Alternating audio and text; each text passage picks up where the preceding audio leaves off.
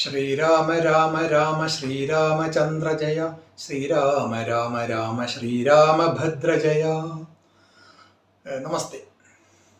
അധ്യാത്മരാമായണം പാരായണത്തിൻ്റെ 8ാം ദിനത്തിലാണ് നമ്മൾ ഇന്ന്. അയോധ്യാകാന്ഡമാണ് ഇപ്പോൾ വായിച്ചുകൊണ്ടിരിക്കുന്ന ഭാഗം.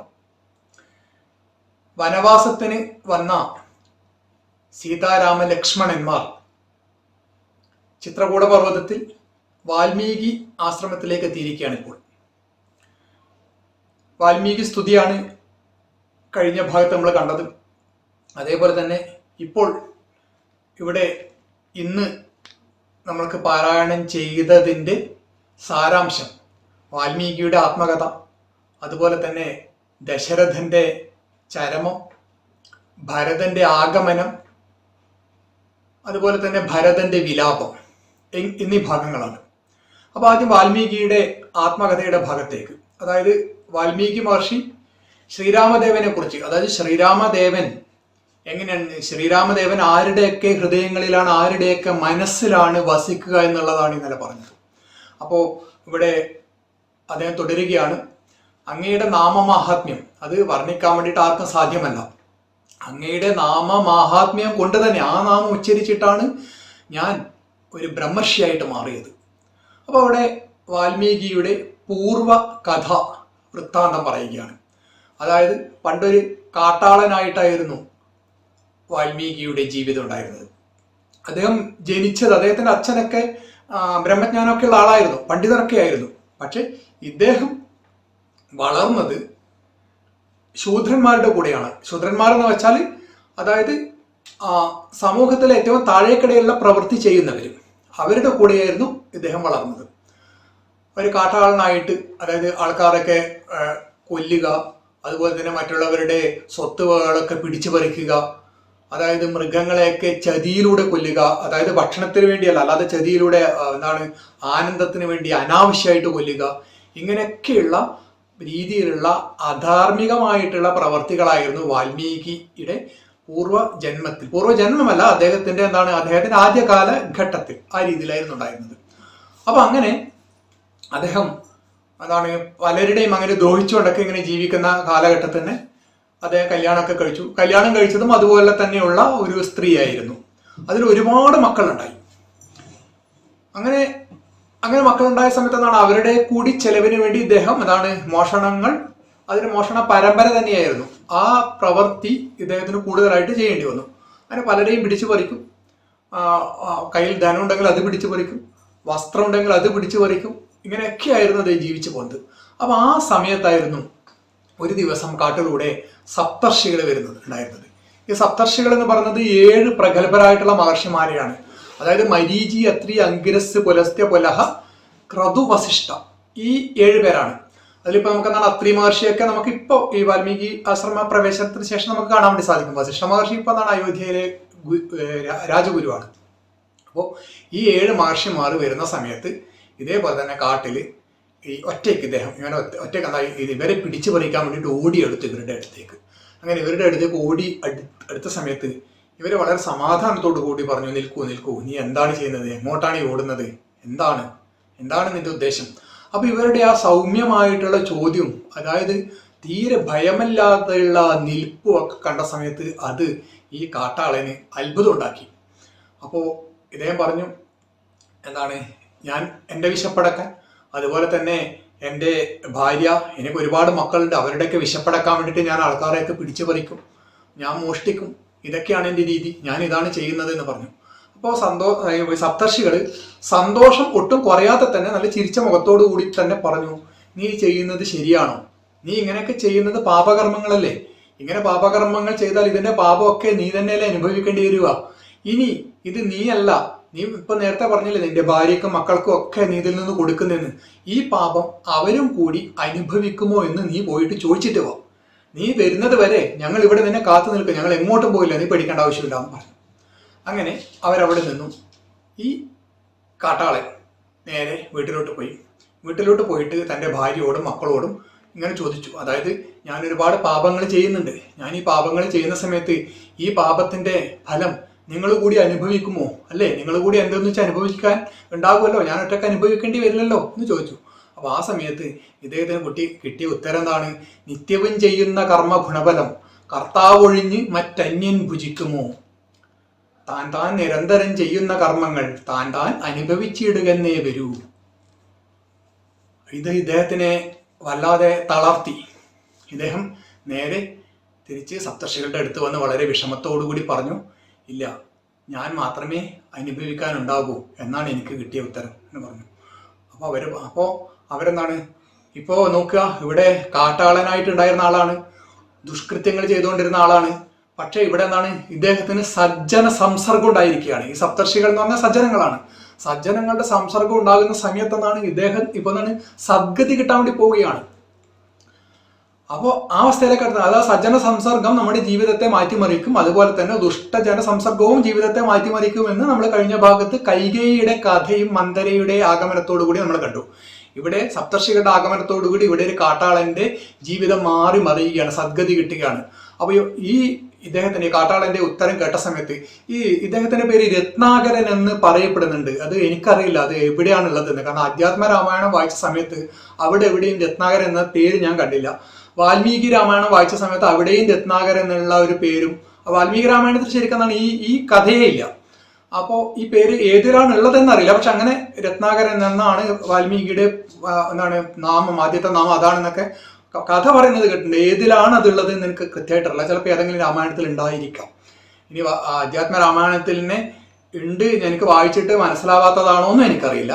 പക്ഷെ അവിടെ കണ്ടതായിട്ട് എനിക്ക് ഓർമ്മയില്ല. വാൽമീകി രാമായണത്തിൽ ഇല്ല, അത് ഉറപ്പാണ്. അപ്പോൾ ഇവിടെ ഈ മഹർഷിമാർ ഇത് പറഞ്ഞ സമയത്ത്, ഇദ്ദേഹത്തിന്റെ ഉത്തരം കേട്ട സമയത്ത് മഹർഷിമാർ പരസ്പരം നോക്കി. അപ്പോൾ അവർ വിചാരിച്ചു ദുർവൃത്തനാണ്, ദുർമാർഗത്തിലൂടെ സഞ്ചരിക്കുന്നവനാണ് ഇദ്ദേഹം ബ്രാഹ്മണാധമനാണ്. പക്ഷേ ഇവൻ ദിവ്യജനങ്ങളാൽ ഉപേക്ഷിക്കപ്പെടേണ്ടവനുമാണ്. കാരണം അങ്ങനത്തെ കൃത്യങ്ങളാണ് ഇദ്ദേഹം ചെയ്യുന്നത്. പക്ഷെ എങ്കിലും ശരണം പ്രാപിച്ച ഒരു വ്യക്തിയാണ്. അതുകൊണ്ട് തന്നെ ശരണം പ്രാപിച്ച വ്യക്തിയാണെങ്കിൽ ദുഷ്ടൻ പോലും അധർമ്മിയാണെങ്കിൽ പോലും രക്ഷിക്കപ്പെടണം, അവരെ രക്ഷിക്കണം. അപ്പോൾ അതുകൊണ്ട് തന്നെ ഇവന് പരബ്രഹ്മബോധം നൽകി ഇവനെ മോക്ഷമാർഗത്തിലേക്ക് നയിക്കണമെന്ന് ഈ സപ്തർഷികൾ തീരുമാനിക്കുകയാണ്. അങ്ങനെ അവർ ഇദ്ദേഹത്തോട് പറയുകയാണ്, നീ എന്ത് ചെയ്യണം, നീ ഇവിടെ ധ്യാനത്തിലിരിക്കുക, തപസ്സിരിക്കുക, എന്നിട്ട് രാമരാമ. അപ്പൊ രാമരാമ എന്നതിന് പകരം ഇദ്ദേഹത്തോട് പറഞ്ഞ് മര എന്ന് ഉച്ചരിക്കുക. അങ്ങനെ മര എന്ന് ഉച്ചരിച്ചുകൊണ്ടേയിരിക്കണം എന്ന് പറയുകയാണ്. അങ്ങനെ പ്രവർത്തിച്ചുകൊണ്ടേയിരിക്കണം എന്ന് പറയുകയാണ്. ഞങ്ങൾ ഇതിലൂടെ വരും, തിരിച്ച് ഞങ്ങൾ ഇതിലൂടെ വരും എന്ന് പറയുകയാണ്. അങ്ങനെ അവിടെ ഇദ്ദേഹം ഈ കാട്ടാളൻ മര എന്ന് ഉച്ചരിച്ചുകൊണ്ടേയിരിക്കണം. മര എന്ന് പറയുന്ന സമയത്ത് നമുക്കറിയാം മര പിന്നെ രാമ എന്നായിട്ട് മാറുന്നത് നമുക്കറിയാം. അങ്ങനെ ഒരുപാട് വർഷങ്ങൾക്ക് ശേഷം, ഇതിലാണ് അധ്യാത്മരാമായണത്തിൽ പറയുകയാണ് 1000 വർഷങ്ങൾക്ക് ശേഷം എന്ന് പറയുകയാണ്. അപ്പോൾ 1000 വർഷം എന്ന് പറയുന്നത് ചിലപ്പോൾ നമ്മുടെ ആധുനിക മനുഷ്യന്റെ ഒരു കാലഗണന കണക്കാക്കുന്ന സമയത്തായിരിക്കാം. അപ്പോൾ അങ്ങനെ ഒരുപാട് നാളുകൾക്ക് ശേഷം ഈ മഹർഷിമാർ തിരിച്ചു വരുമ്പോഴത്തേക്കും ഇദ്ദേഹം ഇങ്ങനെ തപസ്സിരുന്ന് അദ്ദേഹം ഗാഠമായിട്ടുള്ള തപസ്സിലായിരുന്നു.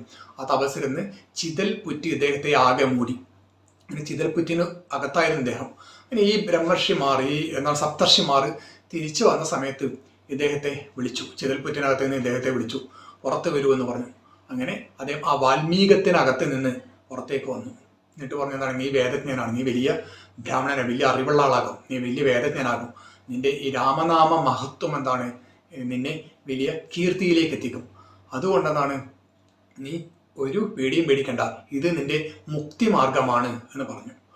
അങ്ങനെയാണ് ഈ കാട്ടാളൻ വാൽമീകിയായിട്ട് മാറിയിരിക്കുന്നത് എന്നാണ് അധ്യാത്മരാമായണത്തിൽ പറയുന്നത്.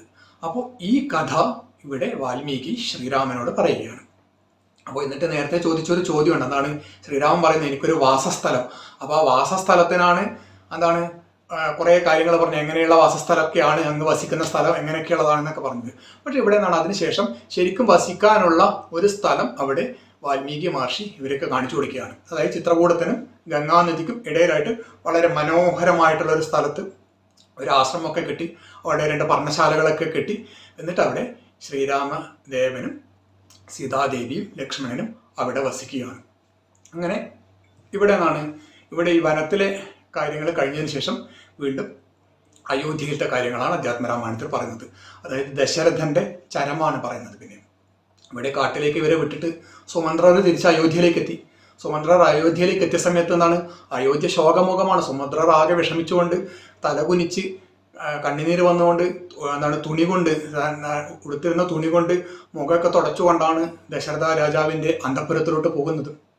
പോയ സമയത്ത് തന്നെ എന്താണ്, മഹാരാജാവിനെ കീർത്തിച്ചുകൊണ്ടാണ് പോകുന്നത്. കാരണം അങ്ങനെയാണ് സാധാരണയായിട്ട് നടക്കുക.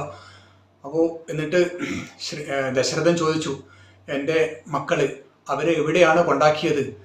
ഈ പാപിയെ അറിയിക്കാൻ അവരെന്തെങ്കിലും പറഞ്ഞിട്ടുണ്ടോ എന്നൊക്കെ ചോദിച്ചു. സീത എന്താണ് ചെയ്യുന്നത്? അവൾ കാട്ടിലല്ലേ, എന്താണ് അവൾ ചെയ്യുന്നത്? അങ്ങനെ മക്കളെ കണ്ട് മരിക്കാനുള്ള പുണ്യം എനിക്കില്ല. അങ്ങനെയൊക്കെ ദശരഥൻ ഇങ്ങനെ വിലപിച്ചുകൊണ്ടേയിരിക്കുകയാണ്. അപ്പോൾ സുമന്ത്രർ പറയുകയാണ്, ഞാൻ ഇവിടുന്ന് തേരിൽ കയറ്റിയിട്ട് നേരെ ശൃംഗിവേരപുരത്തെത്തി. അവിടെ ഗുഹനെ കണ്ടു. ഗുഹൻ ഗംഗാനദി കടത്തി അപ്പുറത്തേക്ക് എത്തി. അപ്പോൾ അതിനുശേഷം എന്താണ്, ഞാൻ അത് അങ്ങനെ അവർ പോകുന്ന സമയത്ത് തന്നെ ഞാനൊരു ജഡം പോലെ ആയിരുന്നു ഞാൻ നിന്നിരുന്നത്. കാരണം എനിക്ക് അത്രയും വിഷമിച്ചിട്ട് എനിക്ക് മുന്നോട്ടോ പിന്നോട്ടോ നടക്കാൻ പോലും സാധിച്ചില്ല. എന്നെ അത്രയും വിഷമമുണ്ടാക്കിയ സംഭവമാണ് അവർ ആ ഗുഹന്റെ തോണിയിൽ ഗംഗാനദി കടക്കുന്നത്. പിന്നെ ഞാൻ അവിടെ നിന്നാണ് കുറേ നേരം നിന്നതിന് ശേഷം ഞാൻ തിരിച്ചു വന്നു. അച്ഛനോട് ദുഃഖിക്കരുത് എന്ന് രാമൻ പറഞ്ഞു. അതുപോലെ തന്നെ എന്താണ്, അമ്മയോടും ദുഃഖിക്കരുത് എന്ന് രാമൻ പറഞ്ഞു. രാമൻ പറഞ്ഞതാണ്, എനിക്ക് എന്താണ്, കാട് തന്നെ ഏറ്റവും നല്ല സ്ഥലമാണ്, അത് എനിക്ക് യാതൊരു വിഷമവുമില്ല, വനവാസം എനിക്ക് ഉചിതമാണ് എന്നൊക്കെ പറഞ്ഞു. അത് മോക്ഷത്തിലേക്കുള്ള മാർഗമാണ് എന്നൊക്കെ പറഞ്ഞു. അമ്മയോടും ദുഃഖിച്ചിരിക്കരുത് എന്ന് പറയണമെന്ന് എൻ്റെ അടുത്ത് പറഞ്ഞു എന്നൊക്കെ ഉള്ള കാര്യങ്ങളൊക്കെ ഇവിടെ സുമന്ത്രർ ദശരഥനോട് പറയുകയാണ്. അതേപോലെ തന്നെ സീത പറഞ്ഞു, അമ്മമാർക്കെല്ലാം എൻ്റെ സാഷ്ടാംഗ പ്രണാമം എന്ന് പറയണം എന്നൊക്കെ പറഞ്ഞു എന്നൊക്കെ സുമന്ത്രർ ഇങ്ങനെ പറയുകയാണ്. അപ്പോൾ ഇങ്ങനെ സുമന്ത്രർ ഈ കാട്ടിലുള്ള സംഭവങ്ങളൊക്കെ ഇങ്ങനെ ദശരഥനോട് ഇങ്ങനെ പറയുകയാണ്. ഇതൊക്കെ കേട്ട സമയത്ത് കൗസല്യ ദശരഥനോട് പറയുകയാണ്, കൈകേയിക്ക് 2 വരം കൊടുത്തതല്ലേ, കൈകേയിയുടെ മകന് രാജ്യം കൊടുത്തോളൂ, എനിക്കതിൽ ഒരു പ്രശ്നവുമില്ല. പക്ഷെ എൻ്റെ മകൻ എന്തിനാണ് കാട്ടിലേക്ക് അയച്ചത്? അങ്ങനെ കാട്ടിലേക്ക് അയച്ചിട്ട് ഇപ്പോൾ അങ്ങ് വിലപിക്കുന്നതിന്റെ കാരണം എന്താണ്? അങ്ങ് തന്നെയല്ലേ ഈ അനർത്ഥമൊക്കെ വരുത്തി വെച്ചത് എന്നൊക്കെ കൗസല്യ ഇവിടെ ദശരഥനെ കുറ്റപ്പെടുത്തുകയാണ്. അപ്പൊ ദശരഥൻ പറയുകയാണ്, ദേവി, ഞാൻ അല്ലെങ്കിൽ തന്നെ വിഷമിച്ചിരിക്കുകയാണ്. നീ എന്താണ്, നീ പുണ്ണില് കുത്തിയിട്ട് വീണ്ടും വേദനിപ്പിക്കുന്ന രീതിയിലുള്ള പ്രവൃത്തി ചെയ്യാതിരിക്കുമെന്ന് പറയുകയാണ്. അപ്പോൾ എൻ്റെ മനസ്സ് നീ വീണ്ടും ഉരുക്കരുത്, ഞാൻ ആകെ ഉരുകിയിട്ടാണുള്ളത്, നീ എൻ്റെ മനസ്സ് ഇനി ഉരുക്കരുത്, ഇതിനൊക്കെ കാരണം ആ താപസന്റെ ശാപമാണ് എന്ന് പറയുകയാണ്. അപ്പോൾ ദശരഥൻ ഇവിടെ എന്താണ്, പണ്ട് ദശരഥന് ഒരു താപസന്റെ ശാപം കിട്ടിയ കാര്യം പറയുകയാണ്. എന്നിട്ട് പറയാൻ എന്താണ്, തപസ്സുകൾ ഈശ്വരന്മാരെ പോലെയാണ്, അവർ പറഞ്ഞാൽ അതേപോലെ നടക്കും. പണ്ട് ദശരഥൻ അതായത് മൃഗയ വിനോദത്തിനായിട്ട്, അതായത് കാട്ടുമൃഗങ്ങൾ ജനങ്ങളെ ഉപദ്രവിക്കും, അപ്പൊ അതുകൊണ്ട് അവയെ കൊല്ലാൻ വേണ്ടിയിട്ട് കാട്ടിലേക്ക് പോയതായിരുന്നു നായാട്ടിനായിട്ട്. അങ്ങനെ നായാട്ടിന് പോയ സമയത്ത് അദ്ദേഹം തൻ്റെ അനുചരന്മാരിൽ നിന്ന് ഒറ്റപ്പെട്ടു, വേറൊരു ഭാഗത്തേക്കെത്തി. അപ്പൊ അവിടെ പെട്ടെന്ന് അദ്ദേഹം ഒരു ആന വെള്ളം കുടിക്കുന്ന ഒരു ഒച്ച കേൾക്കുകയാണ്. അപ്പൊ ഇദ്ദേഹം എന്താണ്, അത് കാട്ടാനയായിരിക്കും എന്ന് വിചാരിച്ച് ഇദ്ദേഹത്തിന് എന്താണ്, ശബ്ദവേദി എന്നുള്ള രീതിയിൽ ബാണം തൊടുക്കാൻ വേണ്ടിയിട്ട് അറിയാം, ശബ്ദം കേട്ട സ്ഥലത്തേക്ക് അസ്ത്രം അയക്കാൻ വേണ്ടിയിട്ട് അറിയാം. അങ്ങനെ ഇദ്ദേഹം ആ ശബ്ദം കേട്ട സ്ഥലത്തേക്ക്, കാണുന്നില്ല, ശബ്ദം കേട്ട സ്ഥലത്തേക്ക് ആ രാത്രിയിൽ ഇദ്ദേഹം അസ്ത്രം അയക്കുകയാണ്. അപ്പൊ അസ്ത്രം അയച്ച സമയത്താണ് പെട്ടെന്ന് എന്താണ് ഒരു നിലവിളി കേൾക്കുന്നത്, അയ്യോ എന്നെ കൊന്നേ, ഞാൻ എന്താണ്, അയ്യോ ഞാൻ മരിക്കുന്നേ എന്ന് പറഞ്ഞുള്ള ഒരു മനുഷ്യന്റെ ഒരു നിലവിളി കേൾക്കുന്നത്. ഇദ്ദേഹം ഉടൻ തന്നെ എന്താണ് പെട്ടെന്ന് അവിടത്തേക്ക് ഓടിപ്പോയ സമയത്ത് കാണുന്നത് ഒരു മുനികുമാരൻ ഈ താൻ അയച്ച അസ്ത്രം നെഞ്ചിലേറ്റ് അവിടെ വീണ് കിടക്കുന്നതാണ്. അപ്പൊ അടുത്ത് തന്നെ ഒരു കുടവുമുണ്ട്, വെള്ളം കോരാൻ വേണ്ടിയിട്ട് വന്നൊരു കുടവുമുണ്ട്. അപ്പോൾ ഈ മുനികുമാരൻ പറഞ്ഞതാണ്, ഇതെന്റെ കർമ്മഫലമാണ്, കാരണം ഇങ്ങനെ സംഭവിക്കുക എന്നുള്ളത് അങ്ങയുടെ തെറ്റല്ല. അപ്പൊ ദശരഥൻ പറയുന്നുണ്ട്, ഞാൻ ഈ രാജ്യത്തെ രാജാവാണ്, ഞാൻ ഇങ്ങനെ അറിയാതെ ചെയ്തു പോയതാണ്, ഞാൻ ആന വെള്ളം കുടിക്കുന്നതെന്നാണ് വിചാരിച്ചതെന്നൊക്കെ ദശരഥൻ പറയുന്നുണ്ട്. മുനികുമാരൻ പറഞ്ഞു, ഇതെന്റെ കർമ്മഫലമാണ്, ഇത് കർമ്മഫലം അനുഭവിക്കല്ലാതെ വേറെ രക്ഷയൊന്നുമില്ല. അപ്പോൾ അങ്ങ് ഒരു കാര്യം ചെയ്യണം, എൻ്റെ അച്ഛനും അമ്മയും ആകെ ദാഹിച്ച് വലഞ്ഞിരിക്കുകയാണ്, അവർ തപസ്വികളാണ്, അപ്പോൾ അങ്ങ് ഇതിൽ ഈ കുടത്തിൽ വെള്ളം എടുത്തിട്ട് അവർക്ക് കൊണ്ടു കൊടുക്കണം എന്ന് പറയുകയാണ്. മാത്രമല്ല ഞാൻ എന്താണ്, ഈ അമ്പേറ്റിട്ട് ഞാൻ പ്രാണവേദന കൊണ്ട് പിടയുകയാണ്, ഈ അമ്പ് എങ്ങനെയെങ്കിലും ഒന്ന് ഊരിയെടുത്തിട്ട് എന്നെ മരിക്കാൻ അനുവദിക്കണം എന്ന് പറഞ്ഞു. അങ്ങനെ ദശരഥൻ അങ്ങനെ ചെയ്തു. അങ്ങനെ ചെയ്തതിന് ശേഷം ആ കുടത്തിൽ വെള്ളമായിട്ട് നേരെ ഈ തപസ്സുകൾ ഇരിക്കുന്ന സ്ഥലത്തോട്ട് പോവുകയാണ്. അപ്പൊ ആ തപസ്സുകളാട്ടെ കുറെ നേരമായി മകൻ വെള്ളത്തിന് പോയിട്ട് ഇതുവരെ എത്തിയില്ല. എന്നിട്ട് പറയുകയാണ്, നീ അല്ലാതെ ഞങ്ങൾക്ക് ആരാണുള്ളത്, നീ എവിടെയാണ്, നീ ഇതുവരെ വന്നില്ലല്ലോ എന്നൊക്കെ പറയുകയാണ്. അപ്പോഴാണ് പെട്ടെന്ന് എന്താണ് ഈ കാലിന്റെ ഒച്ച കേൾക്കുന്നത്. അപ്പോൾ ഇവര് വിചാരിച്ചത് മകനാണെന്ന്. അപ്പോൾ നീ വന്നോ എന്ന് ചോദിക്കുന്ന സമയത്ത് ഇദ്ദേഹം പറയുകയാണ്, ഞാൻ ദശരഥ രാജാവാണ്. അപ്പോൾ ഈ സംഭവിച്ച കാര്യങ്ങളൊക്കെ ഈ തപസ്വിയുടെയും തപസ്വിനിയുടെയും അടുത്ത് പറയുകയാണ്. അപ്പോൾ അവർ ദുഃഖം കൊണ്ട് കരയുകയാണ്, അവർ പൊട്ടിക്കരയുകയാണ്. കാരണം ഏക മകനാണ് നഷ്ടപ്പെട്ടിട്ടുള്ളത്. ഇനി ഇവർക്ക് ആരുമില്ല. എന്നിട്ട് പറയുകയാണ്, എങ്കിലും ഒരു കാര്യം ചെയ്യണം, അവൻ ആ മരിച്ച സ്ഥലത്തേക്ക് ഞങ്ങളെ കൂടി കൊണ്ടുപോകണം, എന്നിട്ട് അവനെ സംസ്കരിക്കണം എന്ന് പറഞ്ഞു. അങ്ങനെ ദശരഥൻ ഇവരെയും കൂട്ടിയിട്ട് നേരെ ആ നദിക്കരയിലേക്ക് പോവുകയാണ്. നദിക്കരയിലേക്ക് പോയിട്ട് അവിടെ എന്താണ് ഈ മകന്റെ മൃതദേഹത്തിന് മുകളിൽ ഇവർ വീണ് കരയുകയാണ്. എന്നിട്ട് അതിനുശേഷം ദശരഥ മഹാരാജാവ് തന്നെ അവിടെ ഒരു ചിതയൊരുക്കുകയാണ്. ചിതയൊരുക്കിയിട്ട് ഈ മുനികുമാരന്റെ ദേഹം ആ ചിതയിൽ വെക്കുകയാണ്. ചിതയിൽ വെച്ച് ചിത ആളി കത്തുന്ന സമയത്ത് ഈ മുനിയും അദ്ദേഹത്തിന്റെ പത്നിയും ആ ചിതയിലേക്ക് എടുത്ത് ചാടുകയാണ്. എന്നിട്ട് പറയുകയാണ്, എന്താണ്, ഞങ്ങളിപ്പോൾ പുത്രദുഃഖത്താലാണ് മരിക്കുന്നത്, അങ്ങും ഇതേപോലെ പുത്രദുഃഖത്താൽ മരിക്കുമെന്ന് പറയുന്നു. അങ്ങനെ ശപിക്കുകയാണ് ദശരഥനെ. അപ്പൊ ദശരഥൻ ആ കഥ ഇപ്പൊ പറയുകയാണ്. അങ്ങനെ രാമ ലക്ഷ്മണ എന്ന് വിളിച്ച് കരയുകയാണ്. എന്നിട്ട് എന്താണ്, രാമലക്ഷ്മണ സീതയെന്നൊക്കെ വിളിച്ച് കരഞ്ഞ് കരഞ്ഞ് ദശരഥൻ ദേവലോകം പ്രാപിക്കുകയാണ്. ദശരഥൻ എന്താണ്, മരണം അടയുകയാണ്. ഇവിടെ നമ്മൾ നോക്കുക, അദ്ദേഹം മഹാരാജാവാണ്. മഹാരാജാവ് എന്താണ്, ഇനി കാട്ടിൽ വെച്ച് ഇങ്ങനെ അബദ്ധത്തിൽ ഒരു തെറ്റ് ചെയ്തു കഴിഞ്ഞാൽ അദ്ദേഹത്തിന് എന്താണ്, ഓരോ നിലവിളി കേട്ട സമയത്ത് അങ്ങോട്ട് പോകണമെന്നില്ല. കാരണം അദ്ദേഹം അഹങ്കാരിയോ അങ്ങനെയുള്ള ആണെങ്കിൽ അദ്ദേഹത്തിന് അങ്ങനെ പോകണമെന്നൊന്നുമില്ല. പക്ഷെ അദ്ദേഹം അതല്ല ചെയ്യുന്നത്. ഒരു മനുഷ്യജീവിയുടെ ഒച്ച കേട്ട സമയത്ത്, അതായത് മൃഗവിനോദത്തിന് പോയതല്ലേ. മൃഗവിനോദം എന്നാണ്, മൃഗങ്ങള് ആൾക്കാർ ഉപദ്രവിക്കുന്ന മൃഗങ്ങളെ കൊല്ലാൻ വേണ്ടിയിട്ടാണ് പോയത്. അപ്പോൾ ആ ഒരു ഒച്ച കേട്ട സമയത്ത് ഇദ്ദേഹം അവിടത്തേക്ക് പോവുകയും എന്നിട്ട് ഈ കാര്യങ്ങളൊക്കെ പറയുകയും ആ അമ്പേറ്റ് വീണ് കിടക്കുന്ന ബാലകന്റെ മുന്നിൽ കൂപ്പുകയോടുകൂടി നിൽക്കുകയും ചെയ്യുകയാണ്, എനിക്കൊരു തെറ്റ് പറ്റി എന്നുള്ളത്. അപ്പോൾ ആ ഒരു രാജാവ് നോക്കൊരു പ്രജയുടെ കാര്യത്തിൽ, ഒരു പ്രജയ്ക്ക് താൻ കാരണം അറിഞ്ഞോ അറിയാതെയോ ഒരു തെറ്റ് സംഭവിച്ച സമയത്ത് ആ പ്രജയുടെ അടുത്ത് ഈ രാജാവ് എങ്ങനെയാണ് പെരുമാറുന്നത്. അപ്പോൾ അങ്ങനെയുള്ള എന്താണ്, അഹങ്കാരം ഒന്നുമില്ലാത്ത രാജാവായിരുന്നു ദശരഥൻ. എന്നിട്ട് അതിനുശേഷം ഈ ബാലൻ പറഞ്ഞത് കേട്ട് ഈ ബാലന്റെ അച്ഛനും അമ്മേനെയും കാണാൻ വേണ്ടിയിട്ട് വരികയാണ്. അവർക്ക് വെള്ളം കൊടുക്കാൻ വേണ്ടി വരികയാണ്. എന്നിട്ട് അവരെയും കൊണ്ട് തിരിച്ചു പോവുകയാണ്. എന്നിട്ട് അവിടെ എന്താണ്, ചിത കൂട്ടി സംസ്കരിക്കുകയൊക്കെ ചെയ്യുകയാണ്.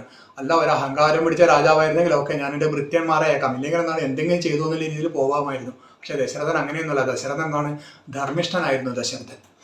അപ്പോൾ ഇവിടെ എന്താണ്, ഇവിടെ ദശരഥൻ ഈ ശാപം കൂടി ഓർത്തുകൊണ്ട് ദശരഥൻ മരിക്കുകയാണ്. തൻ്റെ പ്രിയപ്പെട്ട മക്കളെ വിളിച്ചുകൊണ്ടാണ് ദശരഥൻ ഇവിടെ മരിക്കുന്നത്. പിന്നീട് നമുക്ക് ഇവിടെ കാണാൻ വേണ്ടി സാധിക്കുന്നത് ഭരതാഗമനം എന്നുള്ളതാണ്. ഇവിടെ ദശരഥൻ മരിച്ച സമയത്ത് സ്ത്രീകളൊക്കെ വാവിട്ട് കരയുകയാണ്. അപ്പോൾ ഈ കരച്ചിൽ കേട്ടിട്ടാണ് കുലഗുരുവായിട്ടുള്ള വസിഷ്ഠ മഹർഷി വേഗം അവിടത്തേക്ക് ഓടിയെത്തുന്നത്. അപ്പോഴത്തേക്കും ദശരഥൻ ദേവലോകം പ്രാപിച്ചിരുന്നു. വസിഷ്ഠ മഹർഷി പറയുകയാണ്, ഈ മൃതദേഹം എന്താണ്, എണ്ണത്തോണിയിൽ വെക്കണം, അതായത് കേടുകൂടാതെ വെക്കണം. അപ്പൊ നമ്മൾ എംബാമിങ് എന്നൊക്കെ പറയുന്ന മാതിരിയുള്ള അന്നത്തെ സംവിധാനമാണത്. അപ്പോൾ കാരണം എന്താണ്, അവിടെ മക്കളില്ല, മക്കൾ ആരും ഇല്ലല്ലോ, എല്ലാവരും പുറത്തല്ലേ ഉള്ളത്. അപ്പോൾ മക്കൾ വരുന്നത് വരെ ഇതെന്താണ്, കേടുകൂടാതെ വെക്കണം എന്ന് പറഞ്ഞാൽ അത് എണ്ണത്തോണിയിൽ വെക്കുകയാണ്. അങ്ങനെ ഉടൻ തന്നെ കേകയ രാജ്യത്തേക്ക് ഭരതനെ വിവരം അറിയിക്കാൻ വേണ്ടിയിട്ട് ആളുകളെ വിടുകയാണ് വസിഷ്ഠ മഹർഷി. അപ്പോൾ അവിടെ യുധാജിത്ത് കേകയ രാജ്യത്ത് അദ്ദേഹത്തിൻ്റെ അടുത്തേക്ക് ഭൃത്യന്മാരെത്തി പെട്ടെന്ന് തന്നെ ഭരതനെയും ശത്രുഘ്നെയും അയോധ്യയിലേക്ക് വിടണമെന്ന് പറയുന്നു. പെട്ടെന്ന് തന്നെ അവർ അയോധ്യയിലേക്ക് വരികയാണ്. ആ വരുന്ന സമയത്ത് ഭരതനും ശത്രുഘ്നും പരസ്പരം പറയുന്നുണ്ട്, എന്തോ ആപത്ത് സംഭവിച്ചിട്ടുണ്ടോ എന്നൊക്കെ ഇങ്ങനെ ചോദിക്കുന്നുണ്ട്. അവരുടെ മനസ്സിൽ പല ഭയാശങ്കകളും ഉണ്ടാകുന്നുണ്ട്. അങ്ങനെ അവർ അയോധ്യയിലെത്തി. അയോധ്യയിലേക്ക് എത്തുന്ന സമയത്ത് കാണുന്നത് എന്താണ്, അയോധ്യ നഗരം ആകെ ശോകമുഖമാണ്. എവിടെയും യാതൊരു തരം ആരവങ്ങളൊന്നുമില്ല, ആരും പരസ്പരം ഒന്നും പറയുന്നൊന്നുമില്ല. എല്ലാ സ്ഥലത്തും എന്താണ്, ദുഃഖമുഖമാണ്. എന്താണ് സംഭവിച്ചതെന്ന് ഭരതനും ശത്രുഘ്നും ഒന്നും മനസ്സിലാകുന്നില്ല. ആരും സന്തോഷവാന്മാരല്ല. അങ്ങനെ ഇദ്ദേഹം നേരെ അന്തഃപുരത്തിലേക്ക് അമ്മയുടെ അടുത്തേക്ക് പോവുകയാണ്. അപ്പോൾ സാധാരണ എന്താണ്, അമ്മയുടെ അടുത്തേക്ക് പോകുമ്പോൾ അവിടെ അച്ഛനെയും കാണുന്നതാണ്. പക്ഷേ ഇപ്പൊ അവിടെ അച്ഛനെ കാണുന്നില്ല. പക്ഷെ ഭരതനെ കണ്ട സമയത്ത് തന്നെ കൈകൈ വളരെ സന്തോഷത്തോടു കൂടി വേഗം എഴുന്നേൽക്കുകയാണ്. എഴുന്നേറ്റിട്ട് പറയുകയാണ്, എങ്ങനെയാണ് കേകയ രാജ്യത്ത് പിന്നെ അമ്മാവനും അച്ഛനും അമ്മക്കൊക്കെ അവിടെ സുഖമാണോ എന്നൊക്കെ ചോദിക്കുകയാണ്. പക്ഷെ ഭരതൻ അതൊന്നും ശ്രദ്ധിക്കുന്നില്ല. ഭരതൻ പറയുകയാണ്, എവിടെയാണ് അച്ഛൻ? സാധാരണ ഞാൻ ഇവിടെ വരുമ്പോൾ അമ്മയുടെ അടുത്ത് അച്ഛൻ ഉണ്ടാകുമാറല്ലോ, ഇവിടെ എന്താണ് അച്ഛൻ എവിടെയാണ്? അമ്മ എന്താണ് ഒറ്റയ്ക്ക്? അച്ഛൻ കൂടെ ഉണ്ടാവുമല്ലോ എപ്പോഴും എന്നൊക്കെ പറയുകയാണ്. അപ്പൊ കൈകേയി പറയുകയാണ്, നിനക്ക് എന്തിനാണ് ദുഃഖം? നിന്റെ ആഗ്രഹം സഫലമായിരിക്കുകയാണ്, നീ അത് അക്കാര്യത്തിലൊന്നും പേടിക്കണ്ട. പിന്നെ അച്ഛൻ്റെ കാര്യം പേടിക്കേണ്ട ആവശ്യമില്ല. കാരണം അച്ഛൻ ഒരുപാട് കാലം രാജ്യം ഭരിച്ചിട്ട് നല്ല കാര്യങ്ങളൊക്കെ ചെയ്തിട്ട് സ്വർഗപ്രാപ്തി കൈവരിച്ചിരിക്കുകയാണ്, നീ അതിൽ വിഷമിക്കേണ്ട ആവശ്യമില്ല എന്ന് പറയുകയാണ്. അപ്പോൾ ഭരതൻ എന്താണ്, പിന്നെ ഭരതൻ ആകെ വിലപിക്കുകയാണ്. നമ്മൾക്ക് എന്താണ് അടുത്ത് വായിക്കാനുള്ള ഭാഗം അതാണ്, ഭരത വിലാപാണ്.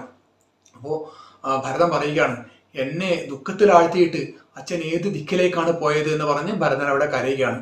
എന്നിട്ട് പറയുകയാണ്, എന്നെയും ഈ രാജ്യത്തെയും ശ്രീരാമന്റെ കൈകളിൽ ഏൽപ്പിക്കാതെ, എൻ്റെ ഏട്ടന്റെ കൈകളിൽ ഏൽപ്പിക്കാതെ അച്ഛൻ എങ്ങനെ പോയി? അച്ഛൻ എന്തേ പോയി? ഇനി ആരാണ് ഞങ്ങളെ നോക്കുക എന്നൊക്കെ പറയുകയാണ്. ഇനി ആരാണ് ഞങ്ങളെ സംരക്ഷിക്കുക? അച്ഛൻ ആരെയും ഏൽപ്പിച്ചില്ലല്ലോ, രാജ്യം ഏൽപ്പിച്ചില്ല, എന്നെയും ആരെയും ഏൽപ്പിച്ചില്ല, ഏൽപ്പിക്കാതെയല്ലേ അച്ഛൻ പെട്ടെന്ന് എന്താണ് ഈ ഭൂമി വിട്ടു പോയതെന്നൊക്കെ പറഞ്ഞിട്ടാണ് കരയുന്നത്. അപ്പോൾ കൈകേയി പറയുകയാണ് ഭരതനോട്, ഇങ്ങനെ ദുഃഖിച്ചിട്ട് എന്താണ് ഫലം? ഇതൊക്കെ ഈശ്വരകൽപ്പിതമാണ്. നീ അക്കാര്യത്തിൽ ഒന്നും പേടിക്കേണ്ട ആവശ്യമില്ല. നിനക്കെന്താണ്, നിനക്ക് വേണ്ടുന്നതൊക്കെ അമ്മ ചെയ്തു വെച്ചിട്ടുണ്ട്, അതൊന്നും നീ പേടിക്കേണ്ട ആവശ്യമില്ല എന്ന് പറയാണ്. അപ്പൊ ഭരതൻ പറയുകയാണ്, അച്ഛൻ ഇഹലോകവാസം വെടിയുന്ന സമയത്ത് അച്ഛൻ എന്താണ് അവസാനമായിട്ട് പറഞ്ഞതെന്ന് ചോദിക്കുകയാണ്. കാരണം ഭരതൻ ഇവിടെ ഇങ്ങനെ ചോദിക്കാൻ ചിലപ്പോൾ ഈ അയോധ്യ ആരെങ്കിലും ഏൽപ്പിച്ചിട്ടുണ്ടോ, എന്നെ ആരെങ്കിലും ഏൽപ്പിച്ചിട്ടുണ്ടോ, എന്നെ സംരക്ഷിക്കാൻ ആരില്ല, ആ രീതിയിലാണ് ഭരതൻ, ഒരു കുട്ടീൻ്റെ രീതിയിലാണ് ഭരതൻ കാണുന്നത്. അപ്പോൾ കൈകേയി പറയാണ്, മരിക്കുന്ന സമയത്ത് രാമ രാമ ലക്ഷ്മണ അയ്യോ സീതേ എന്ന് പറഞ്ഞുകൊണ്ടാണ് മരിച്ചത് എന്നാണ് പറഞ്ഞത്. അപ്പോൾ ഭരതൻ പെട്ടെന്ന് ചോദിക്കുകയാണ്, അയ്യോ അപ്പോൾ ഏട്ടനൊന്നും ഇവിടെ ഉണ്ടായിരുന്നില്ലേ എന്ന് ചോദിക്കുകയാണ്. അപ്പോഴും ഭരതൻ അറിയില്ല സംഭവങ്ങളൊന്നും. അപ്പോൾ കൈകേയി പറയാണ്, ഇല്ല, അതായത് ഞാൻ നിനക്ക് വേണ്ടിയിട്ട് അച്ഛനോട് രാജ്യം വാങ്ങിച്ചു.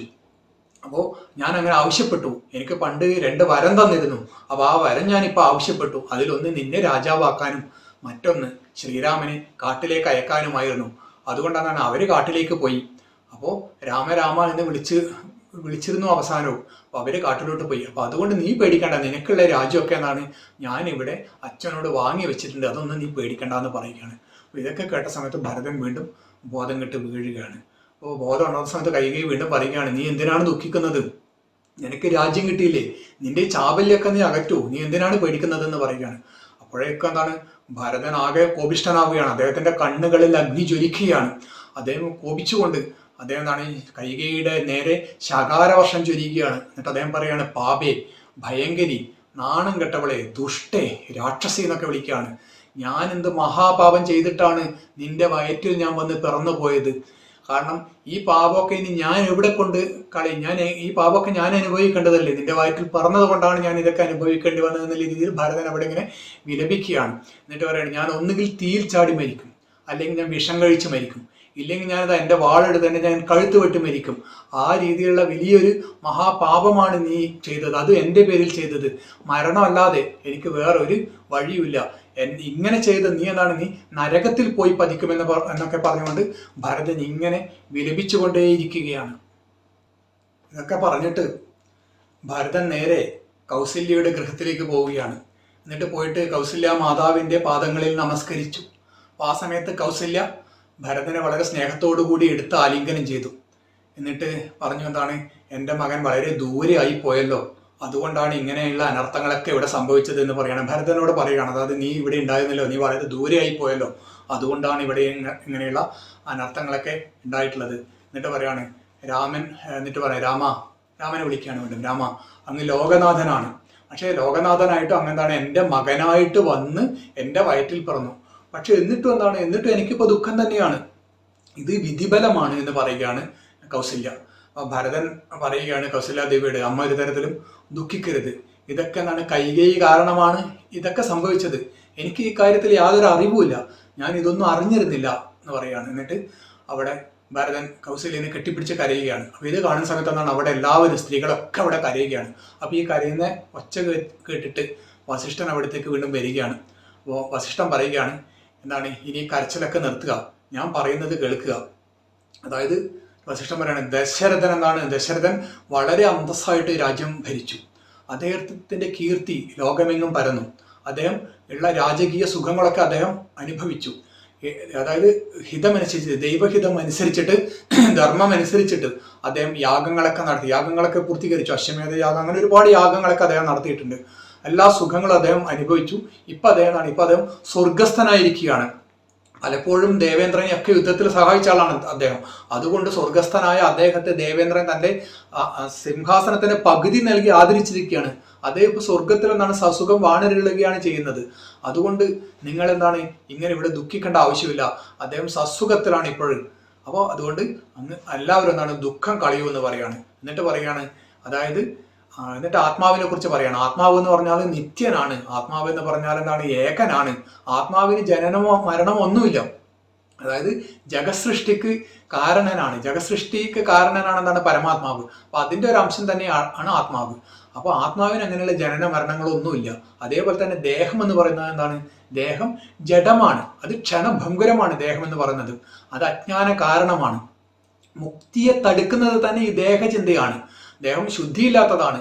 അപ്പോൾ അതുകൊണ്ട് ഇങ്ങനെ ദുഃഖിച്ചിട്ട് എന്താണ് ഫലം? അതുകൊണ്ട് ഇങ്ങനെ ദുഃഖിക്കേണ്ട ആവശ്യമില്ല, ദുഃഖിച്ചിട്ട് യാതൊരു ഫലവുമില്ല എന്ന് പറയുകയാണ്. എന്നിട്ട് പറയാൻ എന്താണ് അച്ഛനാണെങ്കിലും മകനാണെങ്കിലും, അച്ഛൻ മരിച്ചിട്ട് മകൻ കരയേണ്ട ആവശ്യമില്ല, മകൻ മരിച്ചിട്ട് അച്ഛൻ കരയേണ്ട ആവശ്യമില്ല. ഈ ലോക ജീവിതം എന്ന് പറയുന്നത് തന്നെ, ഇഹലോകവാസ എന്ന് പറയുന്നത് തന്നെ എന്താണ്, അതൊക്കെ ഒരു നിസ്സാരമായിട്ടുള്ള കാര്യമാണ്. അപ്പൊ അതിൻ്റെ ഇടയ്ക്ക് നമ്മളൊക്കെ എന്താണ് സജ്ജന സഹവാസം ഉണ്ടാവുകയാണെങ്കിൽ അതാണ് മംഗളകരമായിട്ടുള്ളത് എന്ന് ഇവിടെ വസിഷ്ഠൻ അവിടെ കൂടിയിരിക്കുന്നവരോട്, ഭരതനോടും മറ്റ് അന്തഃപുര സ്ത്രീകളോടൊക്കെ കൂടി പറയുകയാണ്. എന്നിട്ട് പറയുകയാണെന്താണ്, ലൗകിക ജീവിതത്തിന്റെ സുഖകരമായിട്ടുള്ള സഹായം എന്ന് പറയുന്നത് നമുക്കൊരു മനസമാധാനം കിട്ടുകയാണെങ്കിൽ ആ മനസമാധാനം എന്താണ്, നമ്മുടെ ഈ ലൗകിക ജീവിതത്തിലെ സുഖകരമായിട്ടുള്ള ഒരു അവസ്ഥ എന്ന് പറയുന്നത് മനസമാധാനം മാത്രമാണെന്ന് പറയുന്നത്. എന്താണ്, മരിക്കുകയാണെങ്കിലും ജനിക്കുകയാണെങ്കിലും മരണം ഉറപ്പാണ്. അതുപോലെ തന്നെ മരിക്കുകയാണെങ്കിൽ പിന്നീട് ജനനം ഉറപ്പാണ്. ജനനവും മരണവും ഇങ്ങനെ മാറി മാറി വരും. അത് എന്താണ്, അതൊരു ചക്രം പോലെയാണ്. മരിച്ചാൽ ജനിക്കും, ജനിച്ചാൽ വീണ്ടും മരിക്കും. അതിങ്ങനെ കറങ്ങിക്കൊണ്ടേയിരിക്കുന്ന പറയാണ്. ശങ്കരാചാര്യർ ഭജഗോവിന്ദത്തിലൊക്കെ പറയുന്ന മാതിരി പുനരഭി ജനനം, പുനരഭി മരണം, പുനരഭി ജനനി ജഠരേ ശയനെ ഇഹ സംസാരേ ബഹുദുസ്താരേ കൃപയാ പാരേ പാഹിമുരാരേ എന്നാണ് പറഞ്ഞത്. അതായത് പുനർജനിക്കും, വീണ്ടും മരിക്കും, വീണ്ടും ജനിക്കും, വീണ്ടും മരിക്കും. ഇങ്ങനെ എന്താണ്, ഇങ്ങനെ അമ്മയുടെ വയറ്റിൽ എന്താണ് വീണ്ടും വീണ്ടും വന്നും പോയിക്കൊണ്ടേയിരിക്കും. ഇതാണ് സാധാരണ നടക്കുന്നത് ഇങ്ങനെയാണ്. അപ്പൊ അതുകൊണ്ട് ഈ മരണത്തിൽ നിങ്ങൾ ആരും വിഷമിക്കാനൊന്നുമില്ല. അപ്പൊ അതുകൊണ്ട് എന്താണ്, സമാധാനമായിട്ടിരിക്കുക, സന്തോഷത്തോടു കൂടി ഇരിക്കുക എന്നാണ് ഇവിടെ വസിഷ്ഠ മഹർഷി ഇവരോടൊക്കെ കൂടി പറയുന്നത്. ഇലത്തുമ്പിൽ ഒരു വെള്ളത്തുള്ളി വന്നിട്ട് നിന്ന് കഴിഞ്ഞാൽ ആ വെള്ളത്തുള്ളി വീണു പോകില്ലേ? അപ്പൊ അതുപോലെ തന്നെയാണ് ആയുസ് എന്ന് പറയുന്നത്. അത് തന്നെയാണ് പിന്നെ ഇന്നലത്തെ കാര്യത്തിൽ പറഞ്ഞിരുന്നു, നളിനീതല ഗത ജലമതി തരളം തദ്ജീവിതം അതിശയ ചപലം. അതായത് നളിനീതലം എന്ന് പറയുന്നത് താമരയിലെ ഇല, അതിൽ വെള്ളം വന്നു വീണ് കഴിഞ്ഞാൽ വെള്ളം പെട്ടെന്ന് തന്നെ ഇല്ലാതായി പോകും. അപ്പൊ അതുപോലെ തന്നെയാണ് എന്താണ്, ഒരു ഇലയുടെ ഒരറ്റത്തൊരു വെള്ളത്തുള്ളി ഉണ്ടായി കഴിഞ്ഞാൽ വെള്ളത്തുള്ളി വീണ് പോകില്ലേ? അതുപോലെയാണ് നമ്മുടെ ആയുസ് എന്ന് പറഞ്ഞാൽ അത്രയേ ഉള്ളൂ. അപ്പോൾ അതിലൊന്നും ദുഃഖിക്കേണ്ട ആവശ്യമില്ല. അതൊക്കെ നമ്മൾ ഈ മരണം, ഇതൊക്കെ മറ്റുള്ള കാര്യങ്ങളൊക്കെ ദുഃഖം എന്നൊക്കെ പറയുന്നത് നമ്മുടെ കർമ്മഫലമായിട്ട് വരുന്നതാണ്. എന്തായാലും നമ്മൾ വീണ്ടും മറ്റൊരു ശരീരത്തിലേക്ക് എത്തും. അതായത് ജീർണിച്ച വസ്ത്രം നമ്മൾ മാറ്റുന്നത് പോലെ, അതായത് നമ്മൾ മുഷിഞ്ഞ വസ്ത്രം നമ്മൾ മാറ്റുന്നത് പോലെയാണ് ആത്മാവ് ഒരു ദേഹം വിട്ടിട്ട് മറ്റൊരു ദേഹത്തിലേക്ക് പോകുന്നത്. അതായത് ജീർണ വസ്ത്രം ഉപേക്ഷിക്കുന്നത് പോലെ ഈ ആത്മാവ് എന്ത് ചെയ്യും, ഈ ദേഹം വിട്ടിട്ട് വേറൊരു ദേഹത്തേക്ക് കയറും. അത്രയേ ഉള്ളൂ ഈ ജീവിതം. വാസാംസി ജീർണാനി യഥാവിഹായ നവാനി ഗൃഹ്ണാതി നരോപരാണി തഥാ ശരീരാണി വിഹായ ജീർണ നന്യാനി സംയാനി നവാനി ദേഹി എന്നാണ് ഭഗവത്ഗീതയിൽ ഇതേ കാര്യം പറയുന്നത്. അതായത് ഈ ജീർണിച്ച വസ്ത്രം ഉപേക്ഷിക്കുന്നത് പോലെ ആത്മാവ് ഒരു ദേഹം വിട്ടിട്ട് മറ്റൊരു ദേഹത്തിലേക്ക് പോകും. അതൊരു മനുഷ്യദേഹം ആവണം തന്നെയില്ല, അത് ഏതെങ്കിലും ഒരു ദേഹത്തിലേക്ക് പോകുമെന്നാണ് പറഞ്ഞത്. അപ്പൊ ആത്മാവിനെ സംബന്ധിച്ചിടത്തോളം എന്താണ്, ജനനം, ബാല്യം, കൗമാരം, യൗവനം, വാർദ്ധക്യം, മരണം ഇങ്ങനെയുള്ള യാതൊന്നുമില്ല. അത് നമുക്ക് നമ്മുടെ ഈ ദേഹത്തിന് മാത്രമേ അനുഭവപ്പെടുന്നുള്ളൂ. ആത്മാവിന് ഒരിക്കലും അതില്ല എന്നാണ് പറഞ്ഞത്. ആത്മാവ് എന്ന് പറയുന്നത് സത്യസ്വരൂപനാണ്. അതായത് ആനന്ദ മുക്തി നൽകുന്നതാണ്, ശാശ്വതമായിട്ടുള്ളതാണ്. അതുകൊണ്ട് ദുഃഖം ഉപേക്ഷിക്കുക, എന്നിട്ട് കർമ്മം ചെയ്യുക എന്നാണ് പറഞ്ഞത്. അപ്പോൾ എന്നിട്ട് ദുഃഖിക്കാതിരിക്കുക, നമുക്ക് ചെയ്യാനുള്ള കർമ്മം അങ്ങോട്ട് ചെയ്യുക എന്ന് പറയുന്നത്. അപ്പോൾ ഞാൻ എല്ലാ ഇതിലും ഭാഗങ്ങളിലും സൂചിപ്പിച്ച പോലെ എഴുത്തച്ഛൻ പറയാൻ പറ്റുന്ന എല്ലാ സ്ഥലത്തും നമുക്ക് തരുന്ന ഈ ആത്മീയമായിട്ടുള്ള അറിവാണ്. ഈ പരമാത്മാവിനെ കുറിച്ചിട്ടുള്ളതാണ്, നമ്മുടെ ദേഹത്തിനെ കുറിച്ചിട്ടുള്ളതാണ്, നമ്മുടെ ജീവിതത്തെ കുറിച്ചിട്ടുള്ളതാണ്. അതായത് ശ്രീരാമ കഥ എന്നുള്ളതിനപ്പുറത്താണ് ഈ കാര്യങ്ങൾ എല്ലാം പറയാൻ പറ്റുന്ന എല്ലാ സ്ഥലത്തും എത്തിച്ച് നമുക്ക് പറഞ്ഞു തരുന്നുണ്ട്. അപ്പൊ നമ്മൾ ഈ രാമായണം വായിക്കുന്ന സമയത്ത് ഒരുപാട് പ്രാവശ്യം, ഓരോ ദിവസം തന്നെ 2-3 പ്രാവശ്യം നമുക്കിത് കേൾക്കാൻ വേണ്ടി സാധിക്കും, നമുക്കിത് വായിക്കാൻ വേണ്ടി സാധിക്കും. അപ്പൊ നമ്മൾ പ്രധാനമായിട്ടും മനസ്സിലാക്കേണ്ടത് ഇത് തന്നെയാണ്. അപ്പൊ അങ്ങനെ ഉണ്ടായിക്കഴിഞ്ഞാൽ നമ്മൾക്ക് അമിതമായിട്ടുള്ള ദുഃഖം, അമിതമായിട്ടുള്ള ആഹ്ലാദം, ഇത് രണ്ടും ഉണ്ടാവില്ല. അതായത് നമ്മുടെ എല്ലാത്തിനും ഒരു നിസ്സംഗതയോടെ നമുക്ക് കാണാൻ വേണ്ടി സാധിക്കും. അപ്പൊ നമുക്ക് നമ്മുടെ ഈ ജീവിതം എന്ന് പറഞ്ഞാൽ ലോക ജീവിതം എന്ന് പറഞ്ഞാൽ നമുക്ക് മധുരമായിരിക്കും. അമിതമായിട്ടുള്ള ദുഃഖമോ അമിതമായിട്ടുള്ള ആഹ്ലാദമോ ഒന്നും ഉണ്ടാവില്ല. എല്ലാം നമ്മൾക്ക് മനസ്സിലാവുക എന്ത് ബുദ്ധിമുട്ട് വന്നു കഴിഞ്ഞാൽ നമുക്ക് മനസ്സിലാവുന്നതാണ് അത് കർമ്മഫലമാണ്. വലിയ സന്തോഷകരമായിട്ടുള്ള ഇത് പറഞ്ഞാൽ നമ്മൾ അമിതമായിട്ട് സന്തോഷിച്ച് അഹങ്കരിക്കില്ല. നമ്മളെന്താ വിചാരിക്കും, ഇത് പുണ്യം കൊണ്ട് വന്നു ചേർന്നതാണ്. അപ്പോൾ ഈ ബോധം, ഈ അറിവ് നമുക്കുണ്ടാകും. ഈ അറിവ് നമുക്കുണ്ടാകുന്ന സ്ഥലത്ത് നമ്മുടെ ജീവിതം സന്തോഷകരമായിട്ട് മാറും. അപ്പോൾ ഇവിടെ വസിഷ്ഠൻ ഭരതനോടൊക്കെ ഇങ്ങനെ പറയുകയാണ്. എന്നിട്ട് പറയുകയാണ് പെട്ടെന്ന് ചെയ്യേണ്ടത് ഇപ്പൊ ദശരഥൻ ഇഹലോകം പ്രാപിച്ചിട്ട് ദശരഥന്റെ ദേഹം അവിടെ ഉണ്ട്. അപ്പോൾ ഉടൻ എന്താണ് സംസ്കാര കർമ്മങ്ങൾ ചെയ്യണം.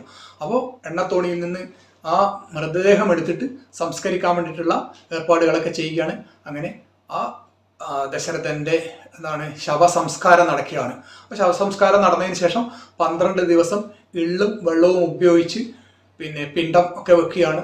അപ്പോൾ അതിനുശേഷം അതിനുശേഷം എല്ലാവർക്കും ദാനമൊക്കെ ചെയ്യുകയാണ്. നമ്മുടെ നാട്ടിൽ ഇന്നും അങ്ങനെ തന്നെയാണല്ലോ. മരിച്ചു കഴിഞ്ഞാൽ 12 ദിവസം ബലികർമ്മങ്ങൾ ചെയ്യും. അപ്പോൾ അതിനുശേഷം എല്ലാവർക്കും ഭക്ഷണം കൊടുക്കും. അത് ദാനത്തിന്റെ പ്രതീകമാണ്, ഭക്ഷണദാനമാണത്. അപ്പോൾ അത് കൊടുക്കുന്നത് എന്താണ്, ഈ പോയിട്ടുള്ള ഈ ആത്മാവിന് നല്ലത് വരാൻ വേണ്ടിയിട്ടാണ് ചെയ്യുന്നത്. അപ്പോൾ ഇത് പണ്ട് ത്രേതായുഗത്തിലേ ഇങ്ങനെയുള്ള കാര്യങ്ങളൊക്കെ ചെയ്തിരുന്നു. പണ്ട് വസ്ത്രവും മറ്റുള്ള ഇതും ഒക്കെ ധാന്യങ്ങളും ഇങ്ങനെയൊക്കെ ദാനം കൊടുക്കുമായിരുന്നു, സ്വർണ്ണമൊക്കെ ദാനം കൊടുക്കുമായിരുന്നു. പിന്നെ രാജാക്കന്മാരാകുമ്പോൾ അവർക്ക് ഇഷ്ടംപോലെ സ്വത്തുണ്ടാവും. അപ്പോൾ ദാനത്തിന്റെ സംഖ്യ കുറച്ച് വലുതായിരിക്കും. സാധാരണക്കാരാകുമ്പോൾ സാധാരണക്കാർ പോലും 12 ദിവസമൊക്കെ ആയിക്കഴിഞ്ഞാൽ വരുന്നവർക്കൊക്കെ ഭക്ഷണമൊക്കെ കൊടുക്കുന്നുണ്ട്, ഭക്ഷണദാനം ചെയ്യാറുണ്ട്. അപ്പോൾ അത് എത്രയോ 1000 വർഷങ്ങൾക്ക് മുമ്പുള്ള നമ്മുടെ ഒരു ആചാരമാണ്. അപ്പോൾ അന്നത്തെ ദിവസം ഭരതൻ ഏട്ടനെയും അനിയനായിട്ടുള്ള ലക്ഷ്മണനെയും സീതാദേവിയെയും ഒക്കെ ആലോചിച്ച് അന്ന് ഇരുന്നു, വളരെ സങ്കടത്തോടു കൂടി ഇരുന്നു. പിറ്റേ ദിവസം വസിഷ്ഠൻ ഇപ്പം രാജാവില്ല അവിടെ, രാജാവ് ദിവംഗതനായി. അതുപോലെ തന്നെ യുവരാജാവായിട്ട് അഭിഷേകം ചെയ്യപ്പെടേണ്ട ആൾ കാട്ടിലേക്ക് പോയി. അടുത്ത് യുവരാജാവായിട്ട് അഭിഷേകം ചെയ്യപ്പെടേണ്ട ആളാണ് ഭരതൻ. ഇപ്പം അവിടെ എത്തിയിട്ടുണ്ട്.